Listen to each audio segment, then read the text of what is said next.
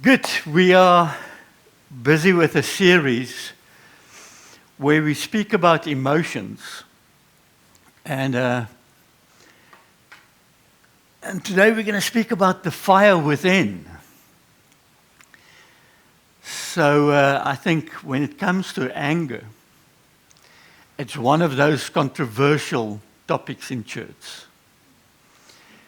Because you would normally hear in church, do not get angry. And you are just judged according to your anger. If you get angry, no, you're not a very good Christian, and people will distance themselves. Yet Scripture says, be angry, but do not sin. So, and I think it's about time that we start talking about these things. So what to do with anger? What is, and if you look at, God is angry at times. There's emotions like we are told that you're not allowed to be jealous. But yet we read often that God is a jealous God. So that means that I'm allowed to be jealous. I'm jealous of my wife. It's my wife. And God is jealous of his people. So there's a healthy way of being jealous. So that means there could be a healthy way of getting angry. There's even the word hate. Woo! Anything, just don't hate. But it says that God hates. But God is holy. So am I allowed to hate then? Nowhere it shows you that God hated people. He hates the sin. So we can never hate people, but we can hate what happens. So, there was... I read this joke. Where is it now? This person said that he saw on a internet platform where somebody asked a question and said, my counselor advised me to write letters to everybody that I'm angry with and then burn them. So I just want to find out what to do with the letters afterwards.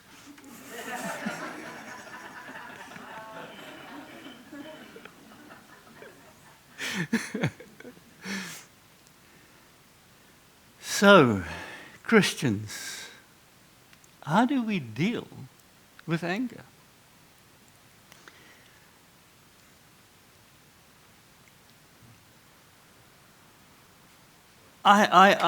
When I do coaching, I use this often when it comes to emotions. Emotions are like your car's dashlight or dashboard. So there's a petrol gauge there. Now, that F there is not for full, it's for full, not finished, and the E is not enough, it's empty. And when we ignore that, we end up in a very embarrassing situation where we have to walk to the garage to beg for a can or a empty thing, and then walk back to your car to fill it. I've been there. I know what that feels like. But if you ignore that, you can get away with it. It's just awkward. It's just difficult. And there's certain things that if you ignore the heat gauge, then you're in a bit more trouble. You're going to blow a gasket. And it depends on what's happening. It's a very expensive thing to fix. But if you ignore the engine light, and there's not enough oil in your engine, then you seize the engine. And that means that you need to get a new engine. That is expensive. And I believe that our emotions are exactly the same. It's telling us where we are and that something needs attention. And anger is definitely one of those. See, if you bikers get this, we get this right. A lot of revs, but no movement. You just see the bike there, revving up, but there's no movement. And I think anger sometimes is like that. There's a lot of revs, but nothing is happening. And then one day there's a blowout. And then all hell breaks loose. And some just go from 0 to 100 immediately. And we'll see that in Scripture as well.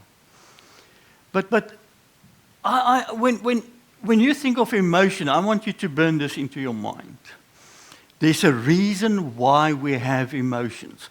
There's a reason why we experience certain things. And it is tell us, hang on, something is not right. Okay. So, anger. I know we don't get angry. No, not at all. No, not at all. So think of the people who do get angry. Why do they get angry? Give me 2, 3 examples. Financial stress.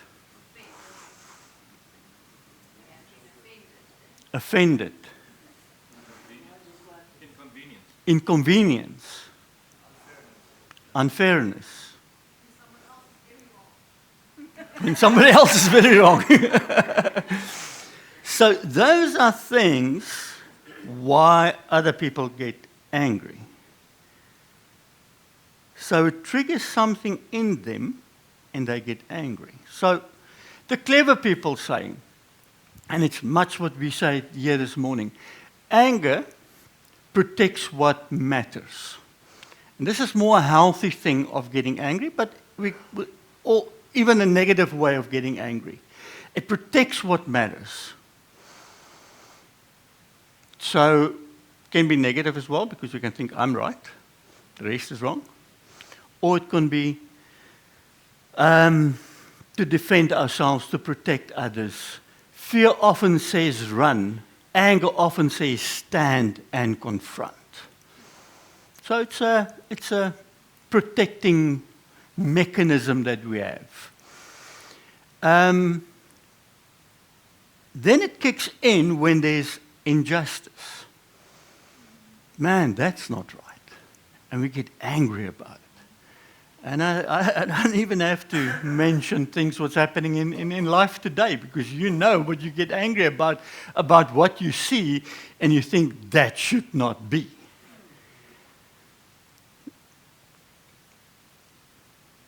And then anger also reveals our values. We said that as well. It's like, no, that's not right. I don't agree with that. And then anger motivates change. Now, I do believe that this is a very positive thing about anger that we don't acknowledge.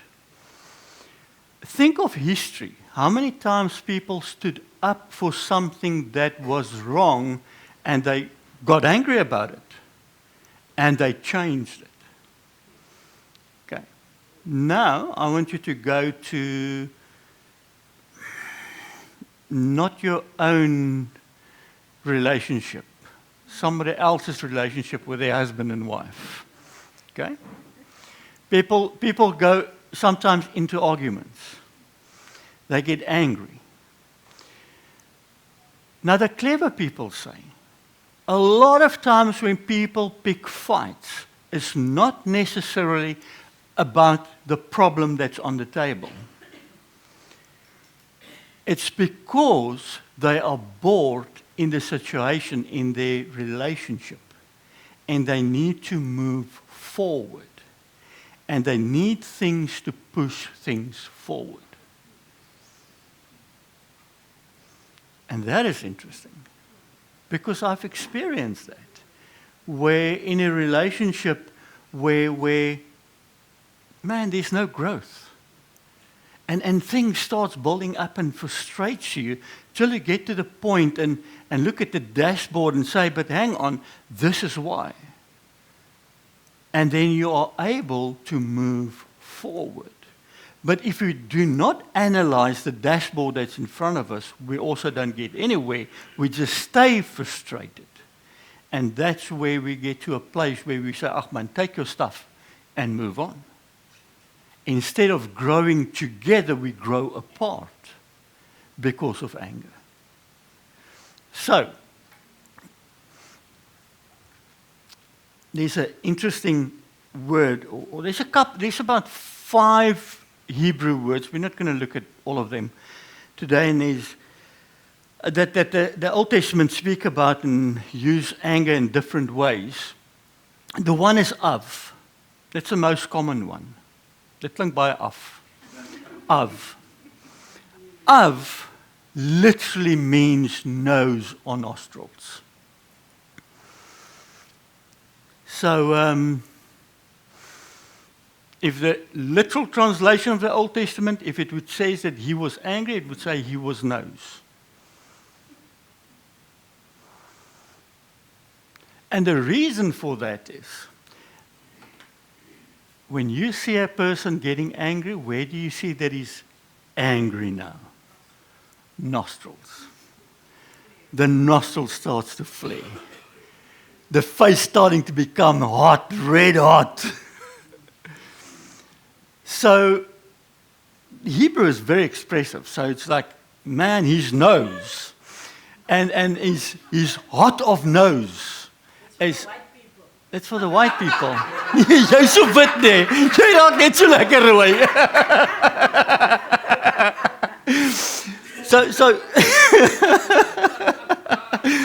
So then there's ways where they combine it, where there's another Hebrew word that speaks about that person is hot, where it's more internal thing, where it starts inside and then it starts to manifest on the nose. So then it would say that person is hot of nose. So he's like, it started to build up already and now it's showing. So it's very expressive. What is interesting is that in the Old Testament, av is used 177 times for God and only 45 times for man. So when we read the Bible, we get this idea God is an angry God. And I hear it often. And then people say, yeah, the Old Testament God is an angry God, but the New Testament God is not an angry God. Isn't he the same God?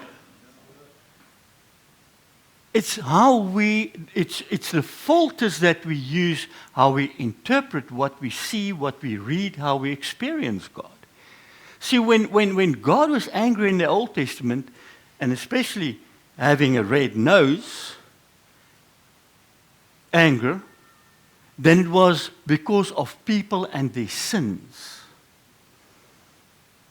But that's not his true personality. And when we look at the New Testament and we see that, hey, he's not as angry anymore. It's the same God. The difference is Jesus. Jesus took his Father's anger upon himself on the cross. And because of that, Jesus now intermediates and says, hang on, I took their sin upon me. So, then you will see God introduce himself. Where is it now? Oh, let's first look at Jesus. Jesus in Matthew 3, verse 5, and Mark 3, verse 5, and he looked around at them with anger. This is Jesus. Grieved at their hardness of heart, and said to them, said to the man, stretch out your hand. He stretched it out, and his hand was restored. So Jesus was angry at the religious folk that had this religious idea that, listen, it's a Sabbath, you're not allowed to restore. So God's anger in the Old Testament was also always to restore, to bring justice. Okay? So, in Exodus 34, verse 6, when Moses went up the mountain a second time, God introduced him to Moses this way. He said, the Lord passed before him and proclaimed, the Lord, a God merciful and gracious, slow to anger, and abounding in steadfast love and faithfulness. So God is slow to anger. That is who he is. Now, do you know how Hebrews express that slow to anger? So if Av is nose, and you can be a hot nose, what would you think slow to anger would be? Very close. Long of nose. Pinocchio, maar Pinocchio het dit gegroei omdat hy gelieg het. So it literally means God is long of nose. He's not hot-nosed. He's not red-nosed. He's long of nose. It takes long for him before he gets angry. That's literally what that words mean. And then because of the dynamic equivalent, we translate it as angry, because people will not understand if you say God is long-nosed, they're only going to think God's got a long nose. So, he's long of nose. And then there's quick, just to understand, in Greek you get two different angers. You all know them. The one is that smoldering one, and that's the dangerous one. And then there's a quick-tempered, the quick explosion one. So, let's start looking into Scripture. In Genesis 4, verse 5, when Cain killed his brother, remember at Sunday school they taught us that the ones offered, the smoke went up straight, and the other offering, the smoke went skew. Remember? Man, really. Anyway, Cain got angry at Abel. And then in Genesis 4, verse 5, but Cain and his offering he had not regard. So Cain was very angry at his, and his face fell. Now that anger is the one of the hot. He's hot. He was angry at his brother. And the other translation says his countenance fell. So he's like down, he's outcast, but he's angry with his brother. Now hear what God does. The Lord said to Cain, why are you angry? Why have your countenance fell? So God is asking him, why are you feeling the feelings you are feeling? He never said to him, you are not allowed to be angry. He said to him, why are you angry? Remember when we spoke about David being depressed and Lord, where are you? Just hear me. Just wake up. And how he was in that deep hole. And then in some of the Psalms he says, I spoke to my soul. And remember I said, and he looked inside and he said, soul, what's wrong with you? And he had to do introspection and had to look inside and say, what's happening? God is doing the same. And that's the principle when it comes to any emotion. It's why am I feeling what I'm feeling? Because there's a reason why you're angry. And sometimes it's important to find out why you're angry. Because it could be of injustice out there, but it could also be something in here that it triggers. And that anger is got a different root. So that's such a valid thing that God asked Cain, why are you angry? Why are you emotionally down? And then he says to him, if you do well, you will be accepted. And if you do not do well, sin is crouched at the door. A desire is for you, but you must rule over it. So God is saying to Cain that sin, sonde, is like an animal waiting for you outside the door. And if you step out that door and you do not master over it, it will destroy you. And then we know the story what happened, isn't it? We know that he killed his brother. He's the first murderer in Scripture. He killed his brother because he did not master over his anger. But his anger mastered him. That sin that God said that's going to wait for you outside, that's busy crouching, it's like I get that picture of an animal waiting for you to devour you, to jump on you. It's crouching there, waiting for you. And if you don't master it, it's going to devour you. So, if we look at Cain's story, then we'll see something happened. He's angry. God never said to him, you're not allowed to be angry. He said to him, why are you angry? Look into it. And then he says, be careful, because it can devour you. It's still outside the building, outside your house. Be careful, it can devour you. So, when you go to the New Testament, Paul writes to the Ephesian church and he says, be angry and do not sin. So he says, it's okay to feel what you feel. God gave us emotions for a reason. That's our dashboard. So when I'm angry, it tells me something is wrong. It's okay to be angry. But then he says, when you're angry, do not sin. Do not break stuff. Do not hit people. Master your anger. Otherwise it will devour you. So then he comes and he says, do not let the sun go down on your anger.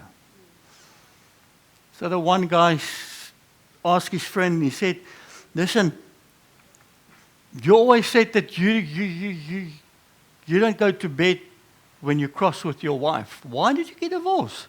He says, man, you can't stay awake for 3 months. It's not what he's talking about. What Paul is saying is, yes, the sun is a physical thing to tell you that there's a measurement to it, but what he's saying is handle your anger. Do not let time go by without handling it, and then the sun is that measurement, the clock thing, chronos. Do not let it go down. That's the way of measure. Handle your anger. And give no opportunity to the devil. Now, that opportunity, the Greek word there, can also mean give no place to the devil. Remember what God said to Cain. Satan is outside, waiting for you to devour you. Paul is saying, when you're angry, it's okay. Do not sin. do not let it linger, because you should not give Satan a place.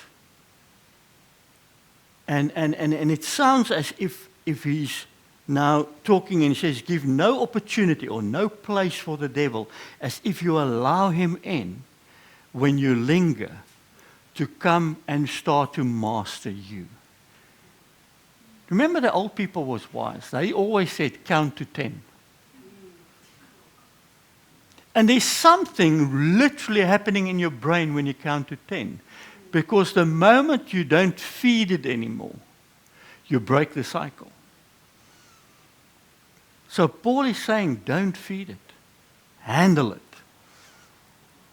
And when you look at that portion and you read on in verse 31, then it starts becoming interesting. He says, let all bitterness, wrath, anger.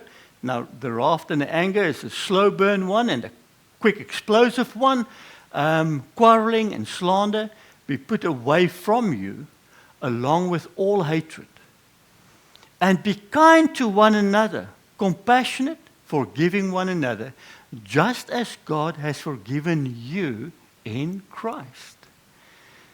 So what is he saying? There was a time where God was angry with you because of your lifestyle. But you are now in Christ Jesus, and he's no longer angry with your lifestyle. So have compassion. Be long of nose. Throw away or put away all these things and be long of nose. That will start to make sense now. So James says, know this, my beloved brother. Let every person be quick to hear, slow to speak, slow to anger, for the anger of man does not produce the righteousness of God. This verse really got to me because I'm quick-tempered at times. And this really spoke to me. Because it says, for the anger of man does not produce righteousness of God. So what he's saying is, be long of nose. Because when you're quick-tempered, when you're hot-nosed, when you're nosed, you don't fit the picture of who Jesus is, of who God is. Because God's nature is to be long of nosed. And that's your righteousness, is to be like Christ. So there's I love looking into different Christian cultures and church denominations, because I do believe that we became so poor by just within our Calvinistic, and then we stretch it a bit to the charismatic, whatever expression of it. But within the orthodoxy, they've got something of what they call theosis. Theosis is to become like God. Isn't that what the Bible challenges us to do? And then there's a Greek portion that speaks of mimesis. Now, mimesis is where Paul says, follow me as I follow Christ. It literally, mimesis literally means to mime. So when Paul says that we need to be like Christ, he says, mime Christ. Be like him. Follow him in his footsteps. Become like him. So if theosis and mimesis is important to a lot of Christians within Christianity that express themselves different to us, yet it is in Scripture, then it means that my character needs to get in line with God. So if Scripture says you are allowed to become angry, but it also says be long-nosed, then it means that I need to be responsible when I do get angry. And it also means that when I do get angry, that, hey, this does not serve the purpose.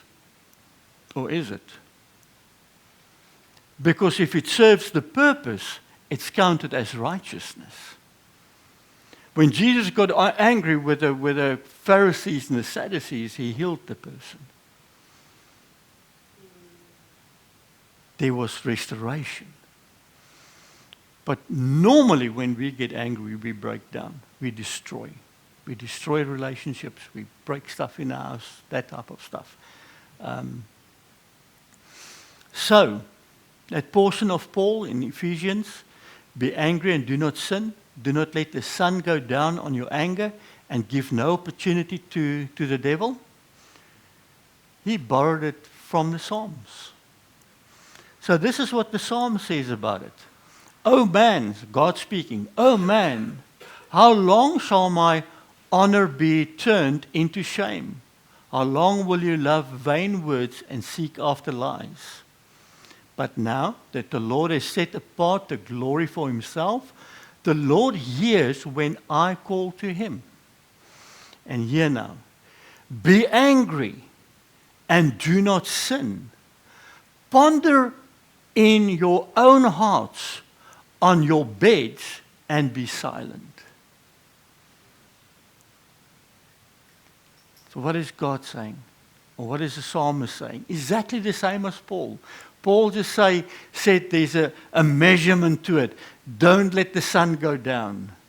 The older people said, count to 10. What the psalmist is saying, when you're on your bed and you are alone, ponder upon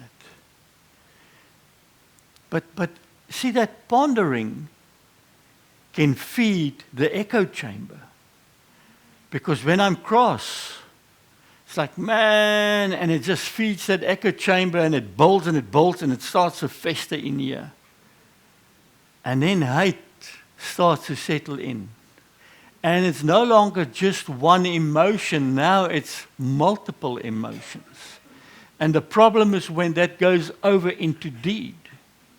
So what he's saying is, be angry, do not sin, ponder in your own heart on your bed, and be silent. Be silent. And I wonder sometimes if when we are angry and we learn to be silent, if that would not be a better way. And silent in body language as well. But remember, body language speaks more than verbal words. To be silent in verbal words and silent in body language.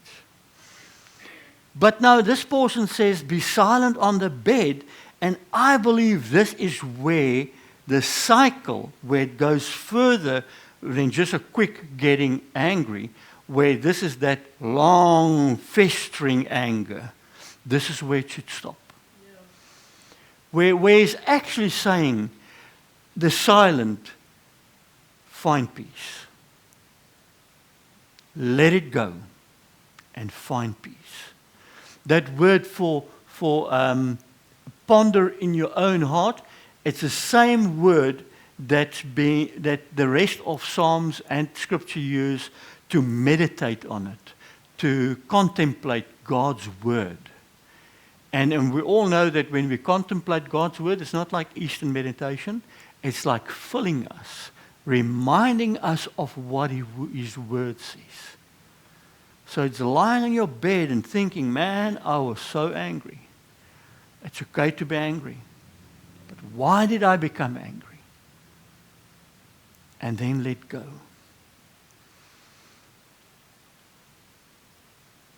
And hear what I'm telling you. A lot of times we don't even get angry at the person we got angry about.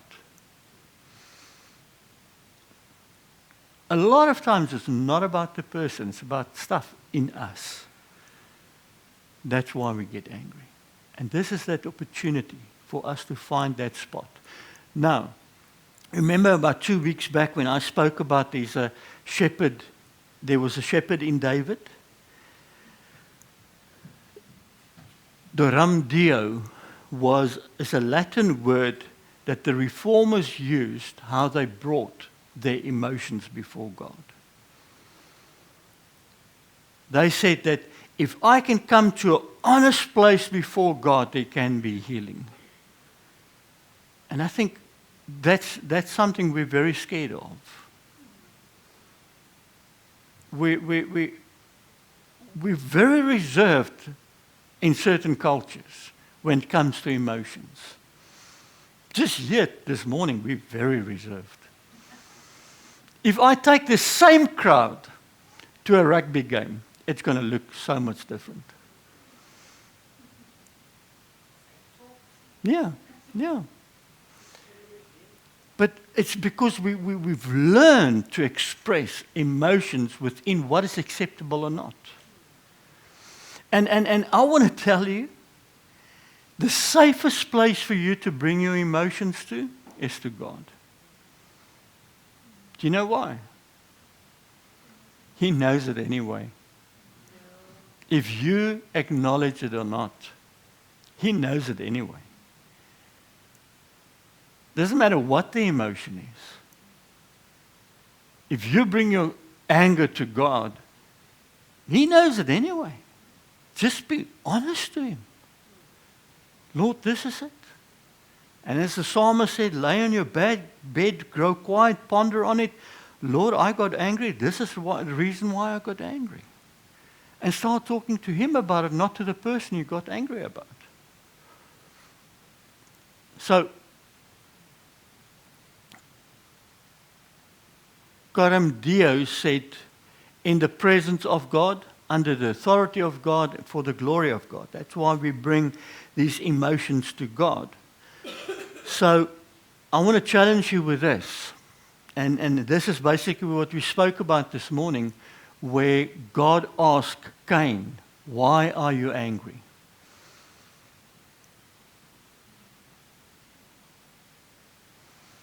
How do I express my anger? To go and sit with yourself. That how I handled myself? That the way that I conducted myself? Did that really serve my character in Christ? In terms of theosis, mimesis. Did I mime Christ? Did I become like God? Did it serve my righteousness? And if you can tick the boxes, let it be. If you can't, then we need help. How long have I been crying, carrying this anger? And I'm talking that specific anger. Because if we don't handle it, it will go deeper. And it will devour us. That's why people are in jail today, because their anger took control of them. And I often in coaching and counseling, that joke that we started about the letters, I teach people to write letters and to burn it. Because the reason why is it triggers that memory when you write it down. And you write it down, and you put the emotion on paper, and I ask them to write it full emotions. And nobody sees what you write. It's just between you and God. And then the important thing is to burn that letter, because when you burn it, it's gone. Colossians 2 says that the letter that was written against us by Satan was crucified on the cross with Jesus. There's no more letter of condemnation. That portion where it comes and says that Jesus prayed in the Garden of Gethsemane and said, "Please, Dad, take away this cup." And we normally preach that was the cross. It was not the cross. It was the wrath of God, because the whole of the Old Testament spoke about the cup of wrath of God that is going to pour out on the nations. Jesus knew his dad. He knew how angry he got towards sin. And he knew that he was going to be on the cross. And God is going to pour out his wrath upon him because of our sin. Like, Lord, this portion. And it's like, but not my will, your will be done. And what happens on the cross? My God, why have you forsaken me? Because he turned his face away from Jesus because of his anger and all the sin that was poured out on him. So now, I want you to how long is this anger is with me? And is my anger producing righteousness? Jesus paid for that anger, or that anger of God towards us. He's no longer angry towards us. And that's where Paul came and he says, like, now do the same. Put away these things in Jesus. So we need to learn not to get angry to the person, but to the thing. And when we get angry to the thing, to handle it responsible and to take it to God.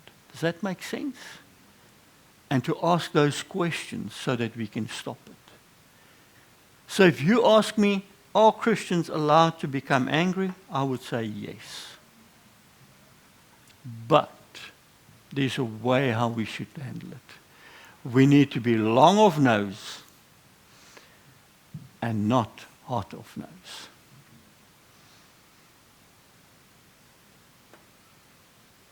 So if you see your wife now or your husband getting cross, you just look at him or her and say, watch your nose.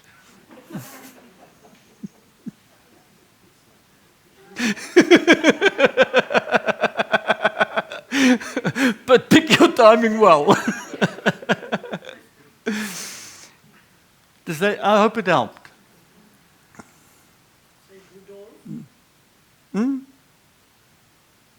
Ja, ek praat myself ook. Father, I thank you for every person that's here this morning. And as we speak about emotions, I pray, Father, that we will come into a place where we can be honest before you, honest in front of one another. Father, that we can come to a place where we can be filled with your glory, where we can come to a place of theosis, where we can come to a place of mimesis, where we can be filled with you and where we can mime you. And Father, that it will show our righteousness. And I pray that our lives, our emotions, that it will glorify you. And I thank you for this. May your emotions help us to establish your kingdom on this earth. In Jesus' mighty name, amen and amen.